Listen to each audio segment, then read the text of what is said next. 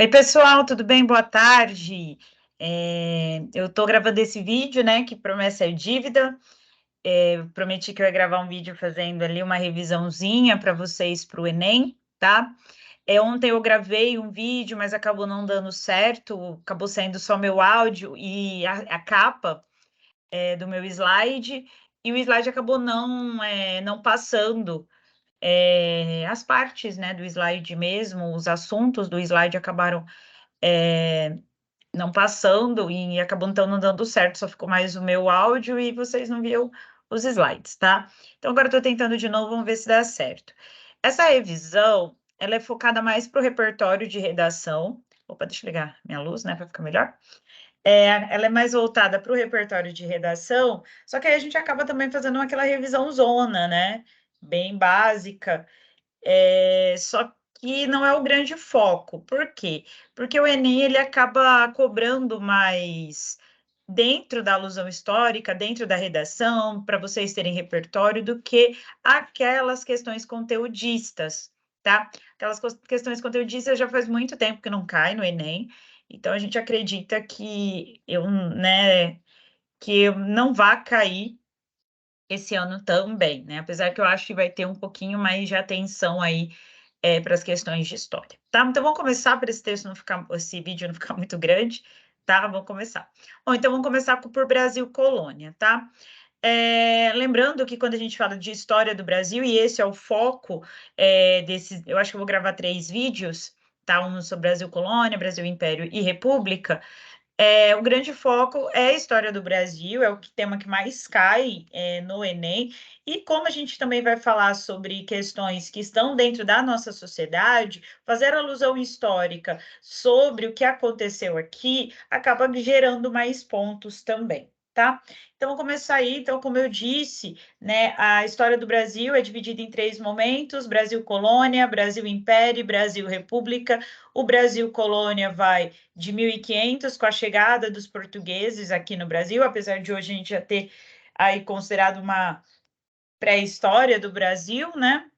Então, com a chegada dos portugueses, a gente tem aí 1500 e a colônia vai até a chegada da família real no Brasil em 1808, né? Então, em 1808, eles fazem a abertura dos portos para as nações amigas, né? Dom João faz a abertura dos portos, colocando fim ao pacto colonial e deixando que o Brasil deixe, né, de ser colônia e acaba se tornando o Reino Unido de Portugal, ok? Aí a gente vai ter um curto espaço de tempo, né, que o Brasil vira Reino Unido de Portugal, que vai de 1808 até 1822, com a independência do Brasil, iniciando aí o segundo momento, que é o Brasil Império, tá? Que vai então de 1822 e termina em 1889 com a proclamação da República, colocando fim aí a esse império, tá?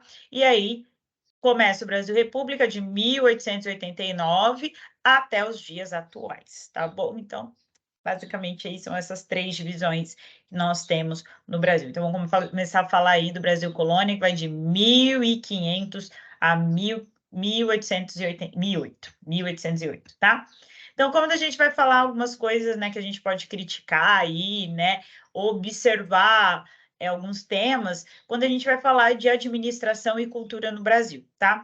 Então, a administração do Brasil, cultura, o que a gente pode falar? Primeira coisa, quando a gente vai abordar Brasil Colônia, é pensar na relação com o indígena, tá? Então, quando esses portugueses chegam até o Brasil, eles vão dar de cara ali com os indígenas, né? E tem um estranhamento, tem esse choque cultural, certo? E no caso, quando os portugueses chegam, tem um livro de uma historiadora chamada Laura de Mello e Souza, e essa historiadora ela aponta que quando os portugueses chegam aqui em 1500, eles vão achar que aqui é o Éden, né? O jardim, o paraíso, né? O jardim do Éden, de onde Adão e Eva foram expulsos. Isso mostra também muita raiz católica, né? Que Portugal tinha dentro das suas crenças, só que conforme eles vão passando mais tempo aqui, vão começar principalmente o processo colonial depois de 1530, que vai ser implantada uma estrutura mesmo colonial no Brasil, aí eles começam a ver os defeitos né? Eles começam a estranhar muito essa proximidade com os indígenas, e aí o Brasil deixa de ser um paraíso e se torna um verdadeiro inferno, tá? Uma das principais questões que vai trazer um estranhamento para os portugueses é a antropofagia, tá? A prática que algumas tribos, alguns povos indígenas tinham, né, de se alimentar, de comer a carne humana. Só que havia um desconhecimento dos portugueses, que eles não sabiam que esses indígenas não comiam qualquer carne humana, tá? Muito pelo contrário, segundo alguns relatos, né, de portugueses, de europeus, né, até que moraram aqui nesse período, eles falavam, né, que conviveram com esses indígenas que faziam a prática da antropofagia. A carne humana não era muito boa, não, muito pelo contrário, era até dura, tá? E que os próprios indígenas falavam sobre isso. Mas eles, né, no caso dos indígenas, eles só se alimentavam de humanos que tinham características que eles admiravam e que eles queriam para eles, né? Então, se fosse muito forte, né? Se o inimigo deles fosse muito forte, então, e eles queriam essa força do inimigo, eles acabavam se alimentando dessa pessoa, tá? Então, antropofagia é uma das principais coisas. E aí eu coloquei um quadro do Vitor Meirelles, que vocês podem citar, tá? Numa que chama a primeira missa, e ali, ó, a gente está tendo uma prática cultural portuguesa, né, católica, religiosa, e os indígenas estão olhando aquilo com um estranhamento, né, ou com nada a ver, não entendendo o que está acontecendo. Então, são dois pontos de vista, tanto do português, né, que vai ter o estranhamento ali com os indígenas, quanto os indígenas estranhando a religião portuguesa, tá? Outra coisa é lá no período pré-colonial, né? Então, quando eu falo ali de, né, Brasil colônia, eu lembro que a gente tem um momento, né, que é de 1500, com a chegada dos portugueses, até 1530, que é chamado de período pré-colonial. Esse período pré-colonial é o momento em que os portugueses, eles estão tão dentro da relação econômica com a venda de especiarias, né, com as Índias, que eles não vão se preocupar muito com implantar um sistema colonial aqui. Eles estavam mais preocupados em encontrar minérios, né, ouro principalmente. Então o Brasil vai ser habitado, né, vai ter as expedições portuguesas, né, pelo litoral para ver se encontrava ouro, mas ele também vai ser habitado, vai ser trazido para cá os degredados, né, que eram pessoas que tinham cometido algum crime em Portugal e vinham cumprir a pena aqui. Tá? Então, esses 30 anos aí, não havia uma participação ativa de Portugal no Brasil. Então, esse período é marcado por uma relação econômica que é o escambo, tá? Então, um dos temas que está rolando aí, né, que pode cair como redação, é a questão do trabalho análogo à escravidão. Então, se você quiser abordar a questão da escravidão como um todo, a gente pode vir com a ideia do escambo, né, que aconteceu nesse período. Então, o que é o escambo? O escambo é uma relação comercial de trabalho que eu tenho uma troca, tá? Só que nessa troca, o produto que eu ofereço, eu tenho como volta, né? Eu tenho como recebimento um outro produto, né, que não é um valor tão compatível assim, tá? Que é o caso, por exemplo, do escambo que acontece nesse período pré-colonial durante o ciclo do pau-brasil. Então, o que era esse, como que rolava esse escambo? O indígena ia lá na natureza, pegava o pau-brasil, que para o português tinha um grande valor econômico no mercado, levava até uma feitoria. O que é uma feitoria? Um interposto comercial. Então, era um ponto, um lugar que ficava bem na praia, que havia trocas comerciais, tá? Então, o indígena pegava, o pau-brasil levava nessa feitoria, e aí nessa feitoria, o português, né, comprava o pau-brasil, só que em troca dessa compra, ele dava algum produto que não tinha o valor comercial que esse pau-brasil merecia, tá? Que é o caso de cachaça, miçanga, pedaço de espelho quebrado, que eram coisas que os indígenas, por não estarem dentro de um sistema mercantilista, eles não conheciam, para eles não tinham valor, né? E eles ficavam mais admirados por serem produtos que eles não tinham contato, tá?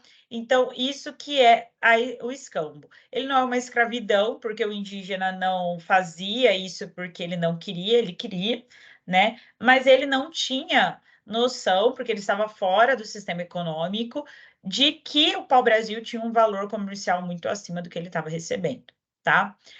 A escravidão indígena, né, que vai perdurar aí até 1650, mais ou menos, tá? Que eles vão tentar escravizar esses indígenas, só que os indígenas eles não tinham, né, essa dinâmica do trabalho mercantilista, de ter que produzir, de ter que render para trazer dinheiro, e eles também conheciam muito bem o território, conheciam muito bem a mata, então eles fugiam muito e até por ele não conhecer essa dinâmica do trabalho mercantilista, os portugueses deram muito a ideia de que o indígena era preguiçoso, né? E por eles também, já no período colonial, quando começa a instalar um processo de colonização aqui no Brasil, e a gente vai ter o ciclo do açúcar, ele não conhecia a produção de açúcar, né? Ele não sabia fazer ele não conhecia nem a cana, né? Porque a cana-de-açúcar não é daqui. Então, ele não sabia como fazer aquele tipo de trabalho, e aí, por isso, vem a fama, né, de que o indígena era preguiçoso na época, tá?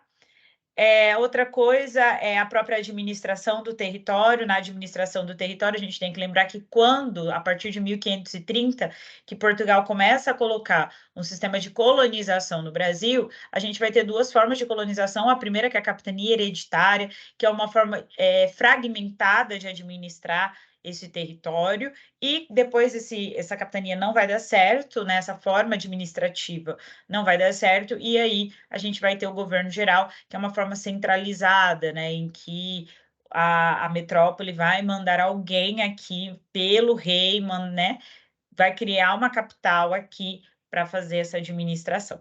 Mas o que nos importa aqui são as capitanias hereditárias, que aqui eu coloquei um mapinha, eu não sei se dá para ver aí no meu mouse, mas daqui eu coloquei um mapinha para vocês verem como que era essa divisão das capitanias hereditárias. Foram divididas 16 capitanias, e dessas 16 capitanias foram entregues para 14 donatários, tá? Cada donatário pegou o seu pedaço de terra e fez uma nova divisão dentro desse pedaço de terra, dessa capitania que ele ganhou, e dividiu ela em sesmarias, tá? Então, o que eram sesmarias? Eram os latifúndios, tá? E latifúndio é o quê? São grandes pedaços de terra, tá? E aí eles dividiram e deram para quem eles queriam. Então, essa é a primeira divisão territorial do Brasil. Então, se quer alguma coisa sobre reforma agrária, se quer alguma coisa sobre divisão territorial, marco temporal, problemas com quilombolas, né, de divisão de quilombo, problema com indígena, povos originários, né, igual ano passado, né, que não vai cair, mas, né, você pode falar sobre esse problema latifundiário no Brasil a partir da primeira divisão de terras, que é a Sesmarias, tá bom?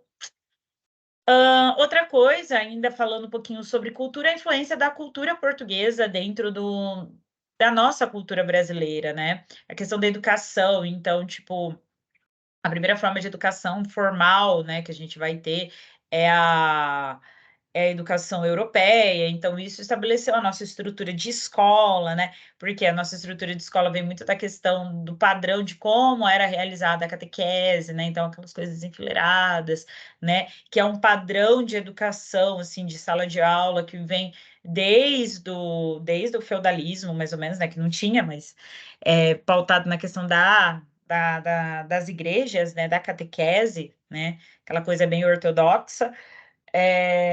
E a gente também pode falar da questão da cultura, né? Então, a língua portuguesa, por causa da influência portuguesa, a nossa alimentação, o fato da gente vestir roupa, né? É uma influência europeia. Então, algumas coisas nesse sentido. Aí eu coloquei até um texto aí do Oswald de Andrade que fala um pouquinho sobre isso, né? Quando o português chegou debaixo de uma bruta chuva, vestiu o índio. Que pena! Fosse uma manhã de sol, o índio tinha despido o português, né? Então, que a gente tem muito dessa questão, e aí vem até a questão do eurocentrismo, né? De que tudo que vem de fora, né? Toda a cultura que vem de fora para a gente acaba sendo melhor do que a nossa própria cultura, né? Porque a gente foi educado, foi criado com essa cabeça colonizadora de que o europeu é superior, de que veio de fora era superior e que eles meio que vieram para salvar a gente da selvageria, tá? Então, assim, tem algumas coisas que dá para entrar, tá? A religiosidade e o sincretismo, né? A questão da religiosidade. vocês podem falar da catequese, da catequização do indígena como uma primeira forma de educação formal? Podem, mas também pode falar dessa catequese como uma forma de domínio também, né? Para que o indígena aceite a cultura europeia, para que ele aceite a moralidade, né? Porque quando a gente fala de religião, a religião está muito vinculada a essa questão da moralidade, né? A moralidade católica. E então é uma forma de domínio também, tá? Essa catequização do indígena. Outra coisa, né, que a gente pode falar é da intolerância religiosa, do sincretismo. O que é sincretismo? É quando eu pego dois elementos, isso é sociologia, eu pego duas culturas diferentes e da junção dessas duas culturas diferentes, eu tenho uma terceira cultura, tá? Eu tenho uma terceira prática. É o caso da Umbanda no Brasil, que a partir da mistura, né, do choque, do encontro, né, falar do encontro é mais bonito, do encontro entre o catolicismo e o candomblé, né, que é uma raiz, uma religião africana, a gente vai ter uma terceira religião, que é a Umbanda, que ela surge aqui no Brasil, ela é exclusiva nossa, tá? E aí tem o caso da mãe Bernadette, né, que na verdade ela é quilombola, então é um caso que a gente pode citar de problema de divisão de terra, e aí entra, né, a questão das Sesmarias, entra a questão dessa religiosidade, né, que tudo que vem de religiões afro, né, afro-brasileiras, indígenas, há uma tradição, né, da gente ver isso com certo receio, né? Então teve o caso dela, né? Só que não é só uma questão religiosa. E aí temos aí, eu coloquei uma imagem de Ogum e São Jorge, que por causa desse encontro, né, da crença do candomblé com a catequização católica, né, com os ensinamentos católicos,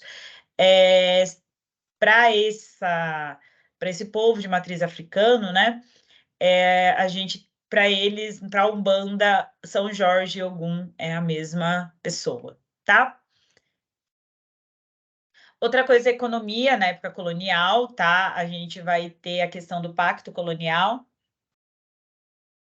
O pacto colonial era a relação, né? Era um pacto, uma relação estabelecida entre a metrópole e a colônia, em que aí tem o esqueminha aqui, né? Ela garante o exclusivismo que a metrópole tem em cima da colônia, tá? Então, o que que é? A metrópole mandando o produto manufaturado para a colônia e a colônia enviando materiais preciosos, né, produtos tropicais, enfim. Só que a metrópole poderia comercializar com outros países, a colônia não, tá? A colônia não pode comercializar com outros lugares, com outros países, tá? E isso mantém essa exclusividade, a colônia fica 100% dependente dessa metrópole, a economia dela, ela não tem uma autonomia comercial, tá? E isso até hoje a gente vive assim, né? Porque os países emergentes, né, que é os antigos países subdesenvolvidos, apesar de terem uma independência política, economicamente ele ainda depende dos países desenvolvidos, né? Principalmente dos países que acabam sendo imperialistas. Então, dá para a gente abordar muito sobre isso, e até hoje também esses países emergentes continuam sendo monocultores, que vem, é uma tradição, uma prática que vem desde da colonização, né? Então, aí eu sempre falo, ó, da questão dos ciclos econômicos, né? Então, a gente tem os ciclos econômicos do pau-brasil no período pré-colonial, aí no período, ali no século XVII, né? Mais ou menos, o Brasil entra no ciclo do açúcar, então ele só exporta para Portugal açúcar, e depois a gente vai ter o ciclo do ouro, né? Que está aqui embaixo, que é quando encontram as minas de ouro no interior do Brasil, né? Em Minas Gerais, mais especificamente, mas vai ter em Mato Grosso, Goiás, né? E aí a gente tem o ciclo do ouro, e no segundo reinado que a gente tem o ciclo do café. Na República, vai começar um pouco mais da diversidade agroexportadora, tá? Mas a gente continua dentro da ideia do agro, né? Dos produtos agrícolas sendo exportados. Então, a gente não tem um processo industrial ao ponto de ser exportador, né? A gente produz algumas coisas, hoje com multinacionais, né? Mas o pouco de indústrias que a gente tem nacionais, elas acabam dando preferência para o mercado externo, tá?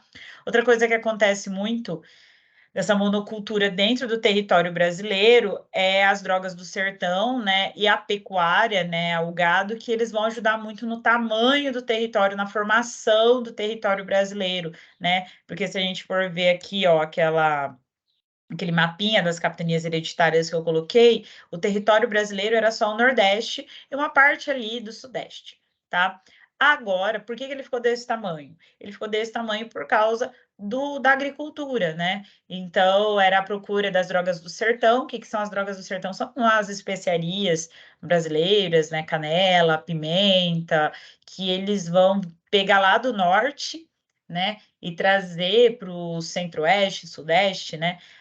Para comprar, para consumir no mercado interno, e o gado que vai ser trazido pelos jesuítas e que a procura de pastagem, né, eles acabam indo para o sul do Brasil, tá? Então, esses pontinhos aí são importantes para pensar a questão do território, formação territorial, para pensar a questão dessa dependência econômica que o Brasil tem. Aí eu coloquei até uma reportagenzinha aí, né, sobre a exportação de soja e petróleo no Brasil, tá? Para vocês verem que até hoje a gente ainda exporta mais a agricultura, tá? Eu vou parar esse vídeo, eu vou começar Brasil Império, vou fazer um outro videozinho, né? Que aí, se vocês acharem que vale a pena, vocês continuam assistindo, tá? Beijinho, gente. Até daqui a pouco.